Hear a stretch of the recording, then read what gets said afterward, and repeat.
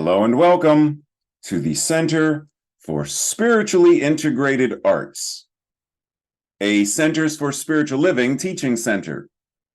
I am Reverend Dr. Raymont Anderson. I am the founder and the spiritual director. Now, as you are sitting there joining us, you may have questions, any number of questions, such as, who am I? How did I get here? Spiritually integrated arts means what exactly? What is a teaching center? Well, what is Centers for Spiritual Living? What is that? What does that even mean? Or New Thought, or religious science, or science of mind and spirit? You may have any number of questions about this specific community, about the parent organization, CSL, our philosophy, our teaching, our liberation theology. Any number of questions. Feel free to send an email. We look forward to connecting more and building our virtual community, our global community.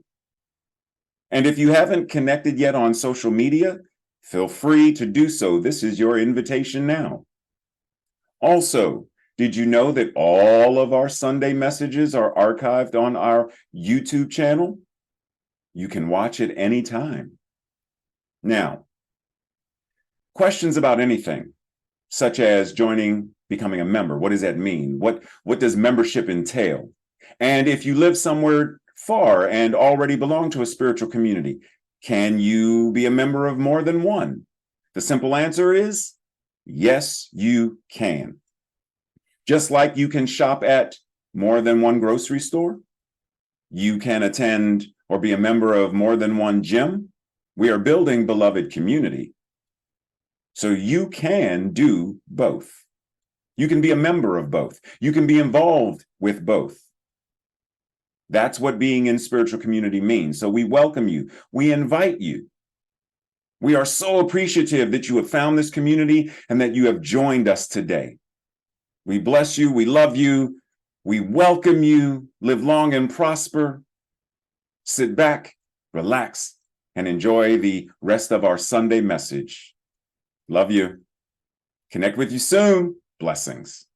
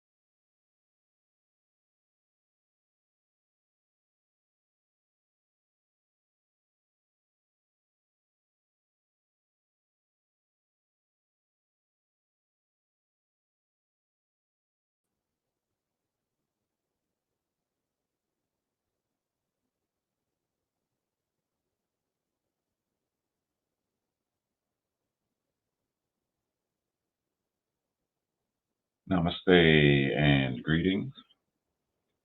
We continue our discussion in the month of October, Power to the People. Today we are speaking of our personal power. The journey toward personal power is always going on within us. How power shows up and how it outpictures in our life reveals our mental equivalent. And it reveals how our quote unquote inner work is unfolding. How is it going? Supportive questions that we might want to ask ourselves include such things as, is there a hidden agenda in how I am expressing my personal power? Or how does my expression of personal power, my expression of power, how does it relate to, align with my values? When asked to pray, Ernest Holmes answered by saying, or when asked what one should pray for, Ernest Holmes responded and said, we can pray for anything that brings more life and harms no one. Anything that is life affirming for one, ideally should be life affirming for all. For me to have food is life affirming for me. But if my having food denies you the opportunity for having food, then truly mine isn't life affirming either.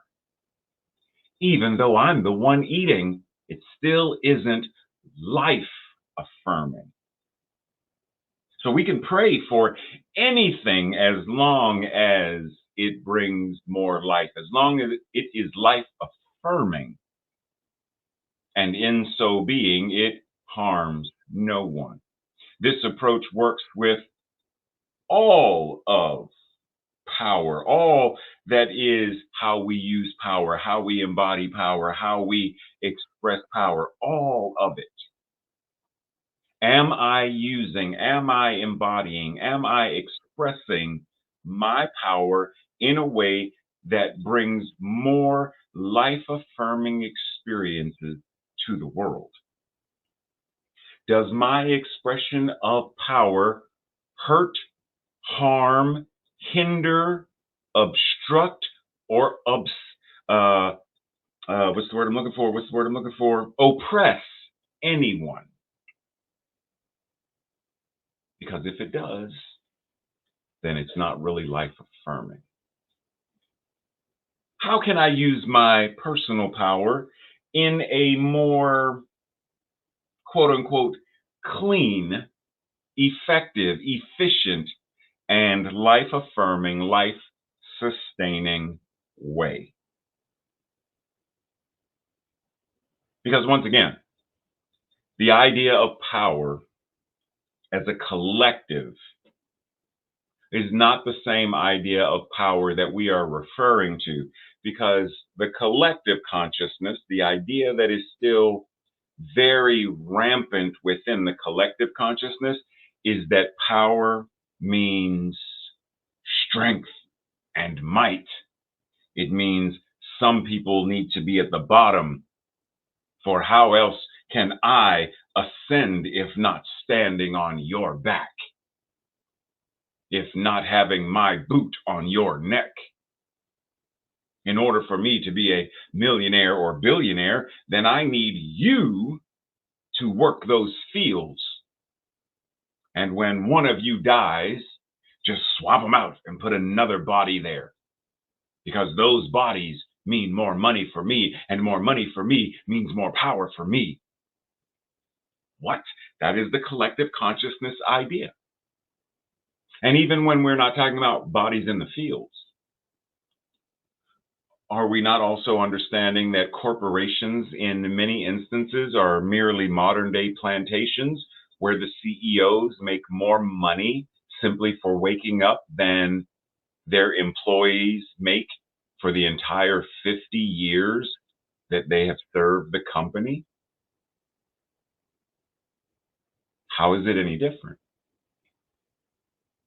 The CEO can go on vacation and do whatever they want to do and live wherever they want to live. But Joe, who's been working here for 20 years, is still struggling to make ends meet and hasn't really taken a vacation or Mary, who really doesn't have maternity leave. So it's modern day plantation. But the collective consciousness, that is the idea of power. Power for some, not for all. So how do we, who understand what this means, what it can mean in a world that works for all, how do we use our personal power to change and transform, to evolve the collective consciousness? Dr. Holmes says, peace is at the heart of God. Now, this is poetic, because if I were to ask you, well, what does it mean to be at the heart of God? Well, what does it mean for something to be at the heart of something? It means in general, it's permanently, it's actually, there are several ways when we say, so let's get to the heart of the matter. Several different possibilities of how this idea is expressed. At the heart of means it's central to, it is of great importance to, such as deep in the heart of the forest, in the central or the central part of the center of the forest, the depths of the forest. Their office is in the heart of the city. It is in the center region of, it is in the business district of, it is in the important, quote unquote, area of business for the city, etc. So when we talk about the heart of God, where, oh, where is the heart of God at? Where is a circle, circumference, nowhere, center, everywhere? Then right where you are is the heart of God. Right where I am is the heart of God, because there is no periphery in that which God is. All of it is God, so the heart of is all of it.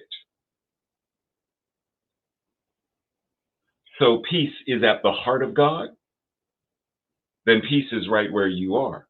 Whether we're experiencing it or not, the absolute, in the absolute, peace is present, which means in the midst of somewhere where there is war, peace, though not expressing, is present.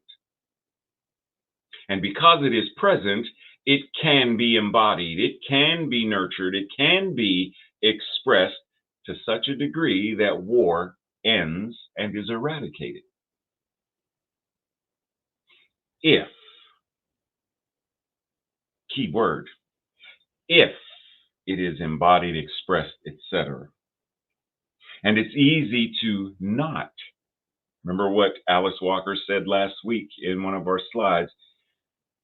People give up their power by thinking they have none. We surrender and relinquish our peace that is at the center of God, at the heart of God, by thinking there is no peace. By not realizing that right where we are is at the heart of God. And if right where we are is the heart of God, the center of God, quote unquote, and peace is there, then peace is right where I am, even though what I feel right now is grief and sadness, loneliness. But peace is still present. So my invitation is feel what I feel while also understanding that this is there, and then doing the healing work to bridge the two so that I may then experience that peacefulness, even while potentially still being in the midst of the grief, the sadness, etc. Both and. We must understand that it is a power for good. And we must realize that this power flows through us and that the instrument of this power is our own mind. We must begin right where we are because there is no other place we could begin. So there is a power for good. Okay. It flows through us. Gotcha. Our mind is the instrument of this power, which I would simply are mentally equipped. Okay. And there's the only place we can begin is right where we are. Okay. So what are we doing to embody this? What are we doing to understand that this power, this infinite goodness, is right where we are? It is what we are. It flows through us already, whether we are consciously embodying it or not, etc. What are we? Because see, the idea is we segment things. Before enlightenment, do this, do this, do this. And then after enlightenment, do this, do this, do this. But what if all of it is the path and practice of enlightenment? Because of enlightenment, chop wood, carry water. Because chopping wood and carrying water, when the awareness is there, is enlightenment. Which means washing the dishes can very well be spiritual practice, the path of enlightenment, the accessing of our awareness of this power for good. The instrument is our mind, the time, the place, the person, right here, right now, and each of us. Like it's instead of, well, before and then after. Either or. Why can't chopping wood and carrying water both and be both the thing that is done and the enlightenment, the path, the practice that is causing it to be done? Without the separation, without the either or. This is why I say sadness and grief, anger, frustration, and peace. These feelings and this truth can coexist in the same space. And it is because of this truth that this stuff can be healed or be in a state of being healed or healing. Health and well-being is an ever ongoing thing. It's not just boom, I'm healthy, period. It's health must be maintained and sustained and nurtured. I don't breathe and I'm done. I am breathing. So healing the grief, the frustration, the loneliness, healing it happens because of the truth of what peace is at the heart of God.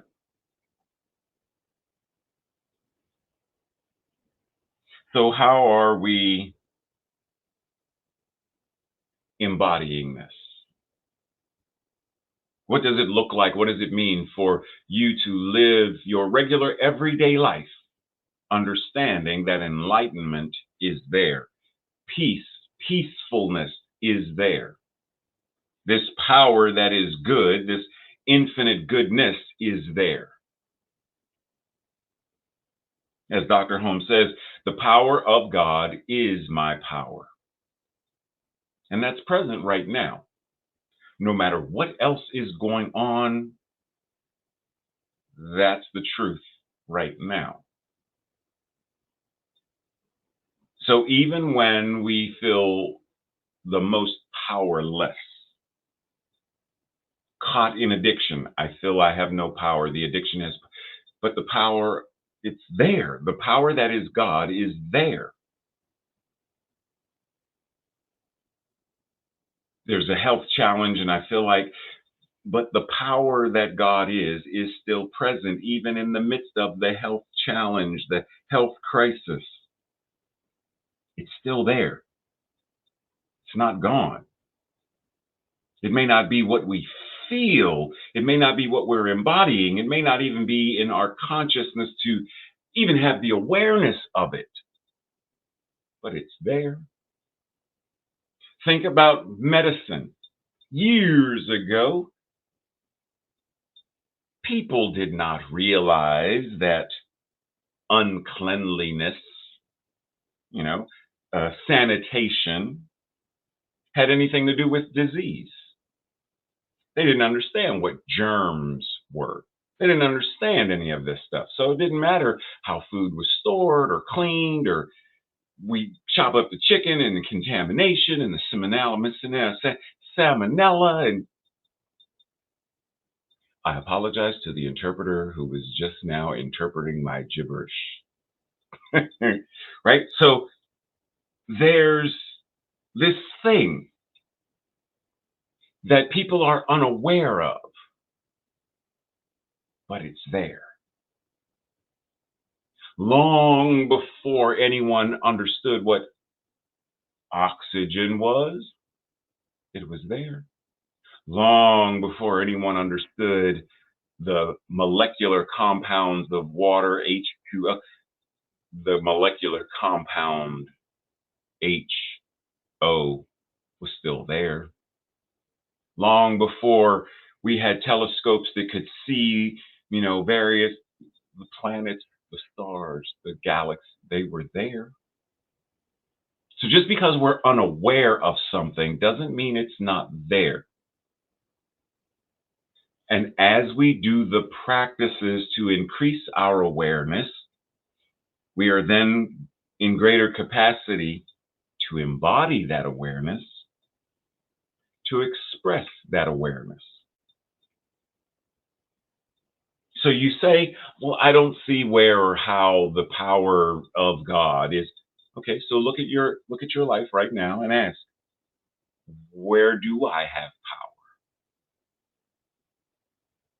Right now, you are exerting a certain amount of power, capability. Let's go back to last week's definition of the words we picked out about power.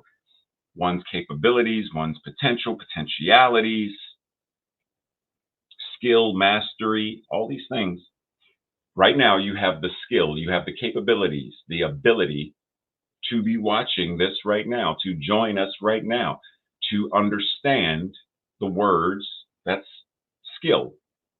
There's a certain capacity to understand English, whether it's spoken, whether it's signed, whether it's written. You have the capability, the capacity to comprehend and understand. That's power. So you do have power. Then it's not that great of a stretch. Truly, it's not that great of a stretch to say, okay, well, I can identify instances where I have power already. So now let me expand my awareness to realize that the reason I have that power is because that thing that is power itself is present in, through, and as me.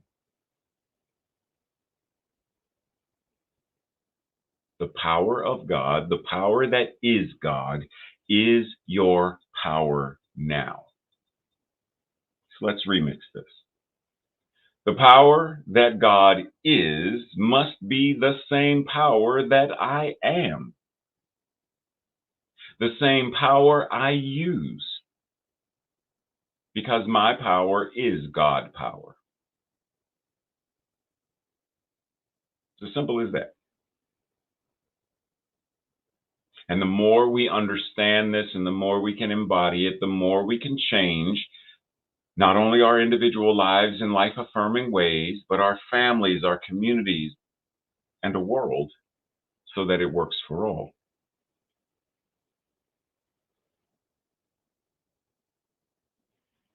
Breathe.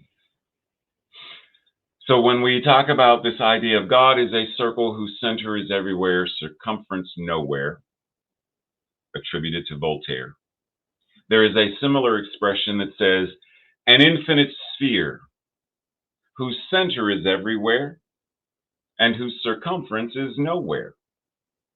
And this has been attributed to Marius Victorinus. Now, what does that have to do with you? What does that have to do with me? It's simply a statement that God is all there is. It's ever present right here, right now.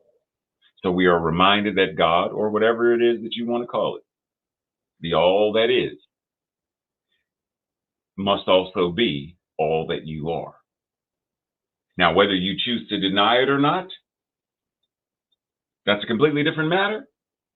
You can't escape it, though. It is what you are. So why not embrace it and live in it? Why not live in the awareness that that which it is, this infinite circle, this infinite power, this infinite presence, the all that is all that is. There's nothing other than it. And the more we embody it, the more we are able to balance this power, this presence, this love, God power, peacefulness, joy, and all that God is, because whatever is true about God is true about you. So the more we increase our awareness, that's why we gather for Sunday messages. The more we increase our awareness, that's why we take spirituality related classes. The more we expand our awareness of whatever it is, whether it's math, the more I expand my awareness of 2 plus 2 equals 4. So wait a minute. So then, okay, and also 3 plus 1 equals 4. And 5 take away 1 is, wait, and 2 times, wait a minute, what? The more we expand our awareness, the more skill, power, the more mastery, stewardship, power that we have to express in our lives. So why not dive all into the awareness, even if right now I don't see it, but are you willing to see it? I don't see how, how could there ever be a world that works for all? How is that even possible? Are you willing to see it? Are you able to give yourself the power of imagination to such a degree that you are willing to even imagine it? You can imagine a unicorn and a mermaid and a talking lion. We have cartoons and movies about that stuff. It's not that difficult to, well, I cannot understand how a lion, Simba, lions can't speak, and Zazu, and come on now.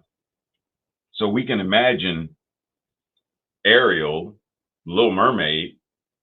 We can imagine that to such a degree that someone then creates a cartoon of it and then a live action, and it's like, oh, I love that. It made me cry. But you can't give yourself the capacity to imagine a world of peace and equity and justice and food for all, and you can't even imagine that. So are we willing to give ourselves the capacity to be open at the top and open at the bottom, to evolve our awareness? You must realize that this creative power, which I am, is also the creative power which you are. For you and I are one. Said another way, you and I are expressions of oneness. There is that which is infinite oneness expressing itself as you, expressing itself as me, expressing it as each and every, it's all that there is. So this thing, this creative power is what you are, not just what you use, it is what you are, which is why you have the ability to embody it and express it. As do I, as everyone else.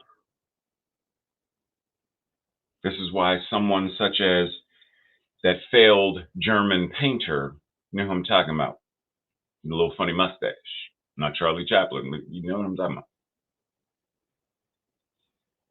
He too is a divine expression of the one, and the creative power, because it's all there is, it's also expressing as him, and we saw what he did with it.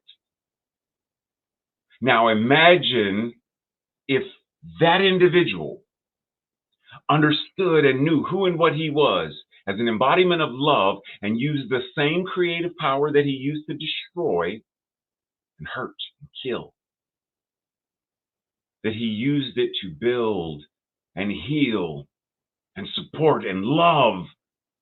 Imagine what could have been different. Now, let's take him off the chessboard. Let's get rid of the chessboard altogether so there isn't even an idea of competition. There is simply the I am the embodiment of. I am a divine expression of this creative power. How am I expressing love and compassion and healing and equity and justice? How am I showing up as? So that nothing like that is ever even possible again. Because of how we are showing up, that entire consciousness of is no longer in existence. The idea of I have to take from you rather than I share with you. We share with each other because you and I are one. How do we step into our power to such an extent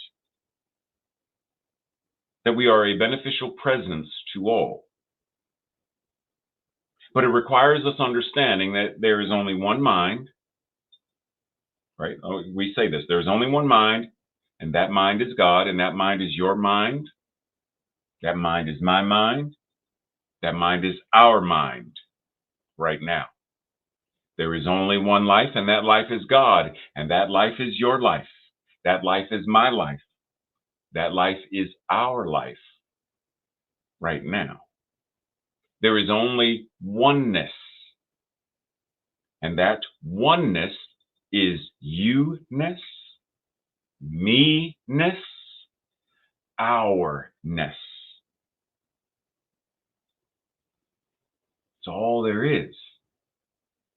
And as long as we continue to, what did we talk about not too long ago? The idea of othering.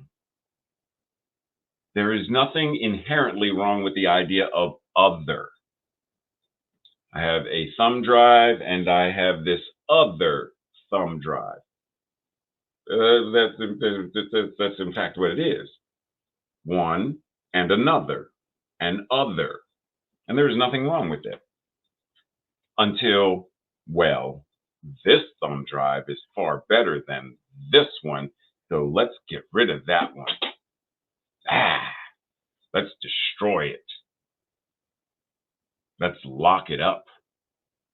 Let's kill it, because it's another. When we compete in such a way that we need to take from another, because the other is the one who, it is their body and their blood that give me my wealth. When we do that, then we are causing greater hurt, greater harm to the planet, to ourselves, to our bodies, etc. But when we come back into the space of, well, there is only oneness.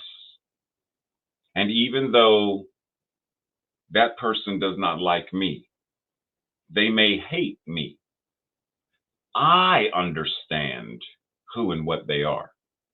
And even if I will not speak to them for a variety of reasons, it may not be healthy for me. I'm not going to just show up at a Klan rally or Klan meeting and be like, hello, I'm Reverend Dr. Ray Anderson, and I would like to talk to you all about what it means for us to be one and the same, to be a divine expression of, why are you grabbing a rope and chasing me? I'm not doing it. It's not healthy. But it doesn't mean I cannot still hold in consciousness, pray, treat, and move my feet, knowing that there is only one mind, and that mind is their mind as well. And what I have in my mind is in the one mind. And because it is in the one mind, it is also in that mind that is theirs. So when I know oneness, even though they don't know oneness, my awareness seeps in, poetic language, it changes the collective, and at some time their consciousness must be healed as well. Just like Daryl Davis, what he does when he goes and speaks to members of the Klan and befriends them, and they befriend him, and oneness is what's demonstrated. So rather than othering them with, and there may be moments of venting where it's like, oh, I'm so, and you have to get it out. I get that. There's nothing wrong with that. But to stay there as an addiction, it now has become a compulsion to blame and finger point. And, well, when do I have time to come back into prayer and meditation? When do I have time to come back into the awareness of oneness, the awareness of peacefulness? If I'm so busy doing, then when do I?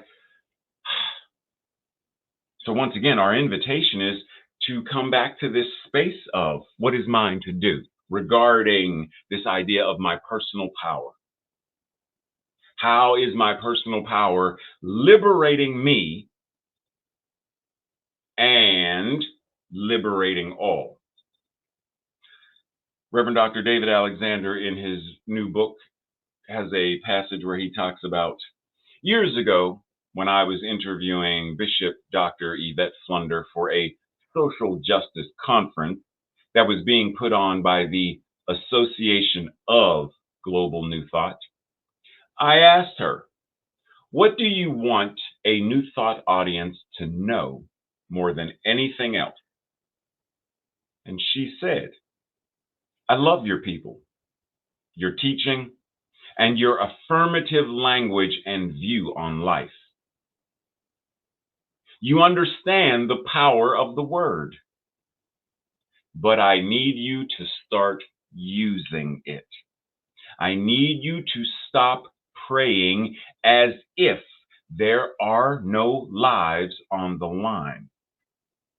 Beloved, lives are on the line every day. Use what you got to heal that.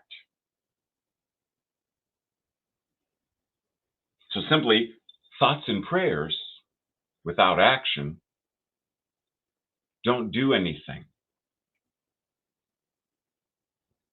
Or are you utilizing the power, not that you have, but the power that you are, the power that has you?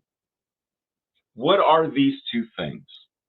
In essence, they're two versions of the same concept. What are they? Depending on how old you are, quote unquote, if you're of a certain age, then the tall, thin one, you know from a specific thing, whereas the other one may be a more generic one. Yeah. So you may know I Dream of Jeannie, and the other one you may simply know as, Aladdin's lamp, and any version of the genie may come with it. Now, what does this have to do with anything? That you have the power Now, for genies, it's make a wish. But you have the power to turn a wish into a manifestation. You have the power to turn the desire. A wish is a desire. Like in American Sign Language, the sign for hungry, desire, and wish are in essence the same concept. A wish is something you desire. A wish is something you hunger for. When you're hungry, you are wishing or desiring for food. Same concept. But do you understand that you have the ability to turn a wish into a lived experience? And you may say, well, no, I don't. Yes, you do. Yes, you do. Yes, you do. The fact that you have an idea in your mind that until it is spoken or written or expressed, it remains locked within. But the moment you rub the bottle, the poem, the word of affirmation, the prayer, the whatever it is now expressed. And once it is expressed, it changes something. Simply looking at yourself in the mirror and saying, I'm so ugly. You feel like, I don't like the way that feels when I hear myself say that. So you understand that your word has the ability to change how you feel. And because your word has the ability to change how you feel, your word has the ability to change how someone else feels, your word has the ability to create. So just because, in the grand scheme of, I don't know how well you know Spider-Man and the mythos of Spider-Man, but just because Peter Parker got frustrated and angry one day and said, I'm done. I'm not going to be Spider-Man anymore. Just throwing away the Spider-Man uniform had no effect on his powers. He was simply refusing to use them per se. But it did not change the fact that they were there. Likewise, we can deny, we can suppress, we can ignore our own personal power. We can ignore, deny, or suppress our divinity or our expression of our divinity. But it cannot be removed. It cannot be separated from us, not in truth. It is what you are. So rather than trying to deny, ignore, suppress, which I understand because the moment you realize that you are the divine in expression, it's great responsibility. I got that. I understand. And with that, there's this idea of, well, what does it mean for me to be responsible for my word? What does it mean for me to be accountable for my word, for the power that I am stewarding? What does it look like? What does it mean? For many of us, we don't like the idea. But it's the truth. It is what you are. So maybe the practice is, how do I move through whatever it is that is blocking me from my true power so that I can express it and experience it, not just for myself, but for the world?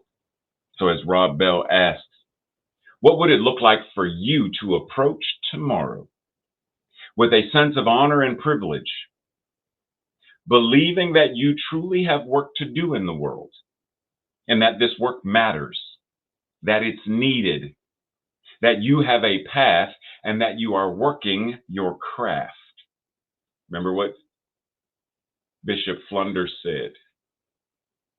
You have an understanding of the power of the word. It is time for you to use it. So what would it be like for you to wake up tomorrow morning and understand who and what you are to such a degree that you wake up with the honor, the privilege of knowing this? I approach today with a sense of honor and privilege.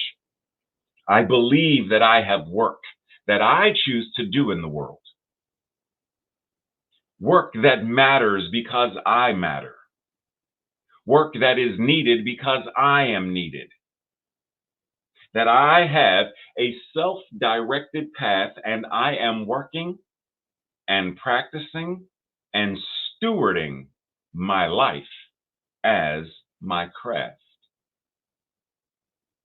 Breathe. Emmett Fox says, Jesus tells us not to be discouraged because we do not overcome everything at once or because our progress seems to be slow. If we are moving, if things are improving, even though not very quickly, we have no need to be discouraged. We need only to work in a dedicated, continuous, and steady manner, provided that we are wholehearted in our efforts. And then, if so, these efforts are sure to be fulfilled.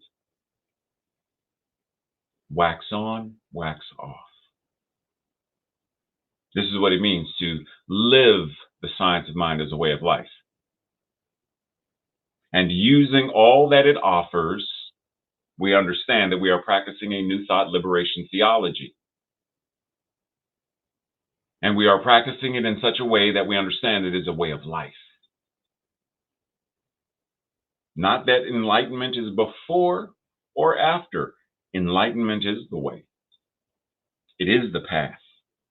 It is the practice. So when we understand that this is a way of life, we are able to use our personal power in greater forms of cooperation, collaboration, coordination with the collective power, our collective power. This is the power that we will create a world that works for all. This is the power that enables us to do that. United, we evolve. United, we stand. Divided, separated, we're going to continue to get such things as we're getting now. More racism, sexism, homomisia, etc. More wars and rumors of wars. So it is this power, our collective power, the power that is at the heart of God, the peacefulness at the heart of God, that is going to create a world that works for all.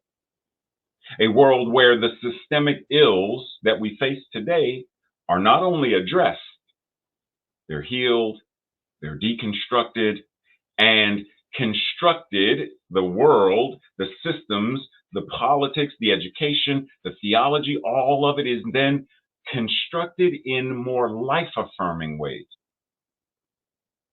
Which means, for example, yes, I know, slight sidebar, which means, for example, if someone does do something that they must go to jail for, jail is now a place of life-affirming rehabilitation and not warehousing. Imagine. That's what we mean. So we deconstruct the idea of penitentiaries as organized business, the plantation of the penitentiary, which is what it is now. It's deconstructed, and what is constructed in place of it is a place of healing and rehabilitation. That's what we're talking about. The systems are created in life-affirming ways, ways we have not yet seen demonstrated in the collective.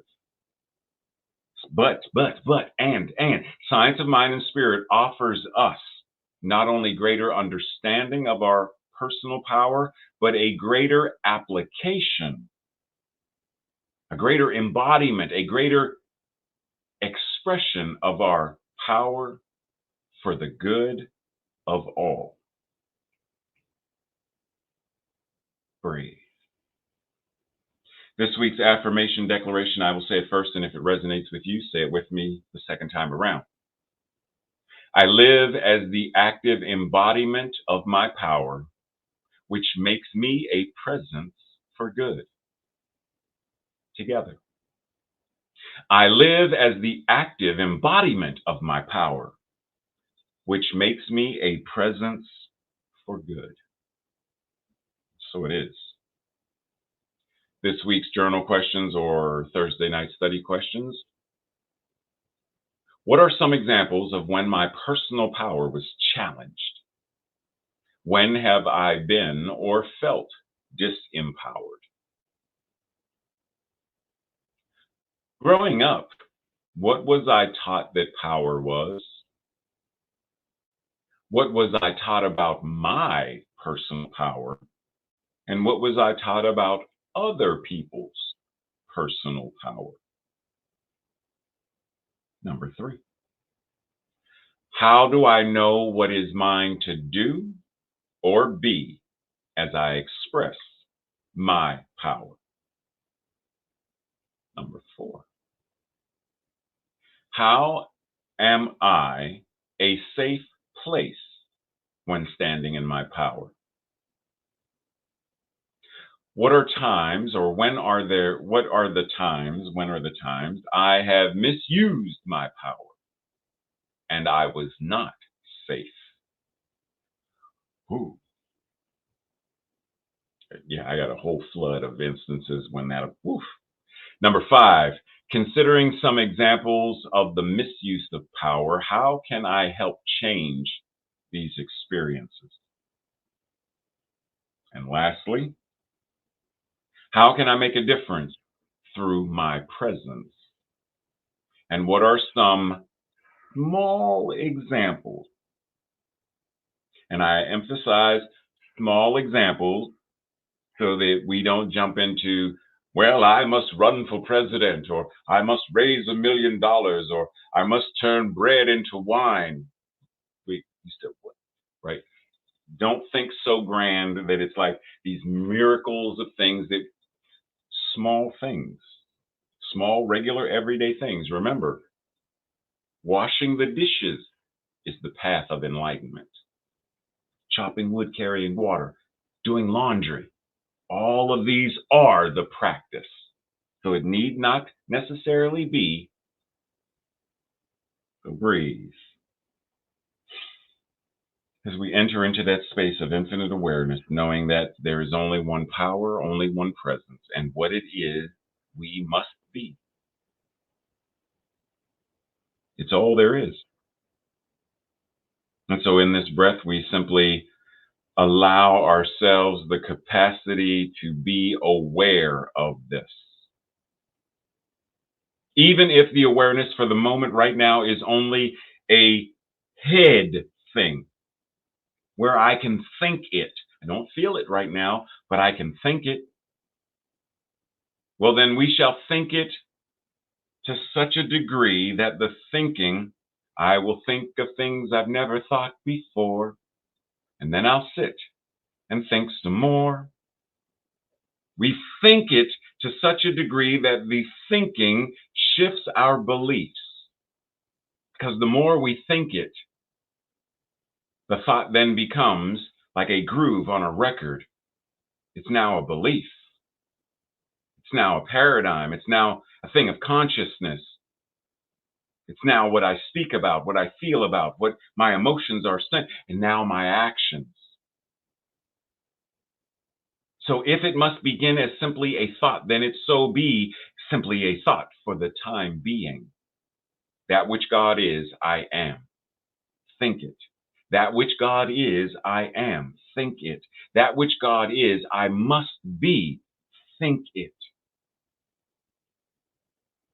Let it seep in right now. And as we let it seep in, it becomes the aroma. It becomes the embodied expression. Between me and God, there is no between. Right where I am is the heart of God. Right where I am, all that is true about God is true about me. God, as infinite peacefulness, is expressing itself in, through, and as me. I, therefore, am infinite peacefulness, expressing in my own individualized uniqueness.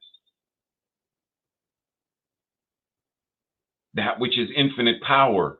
I am an individualized expression of it.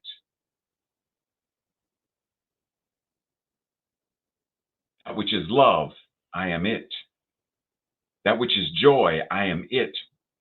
That which is the embodiment of a world that works for all, I am it. And as we acknowledge, I am that, which I am ever becoming more and more of my true self, because what I am is without end.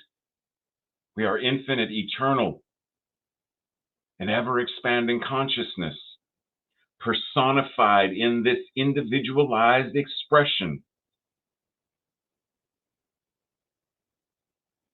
What it is, we are. And as we continue to recognize and embody and express, then that which we know to be our experience, our world must change. Our personal power is God power. The law, recognizing, receiving, and acting accordingly, does what it does, which means this prayer, this message, this awareness is already answered. It is already done. It is already manifesting. It is already shifting and changing and doing whatever it needs to do to become more than just a wish, more than just a desire, more than just a hunger.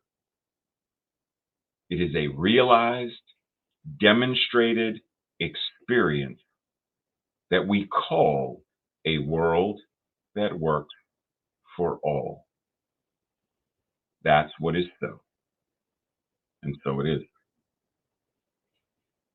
And so it is.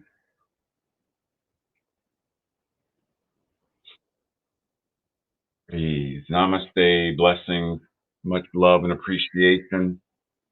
Be sure to check the chat to see if we are in fact meeting today for fellowship. If so, I'll see you there. If not, I'll see you during the week. Love you.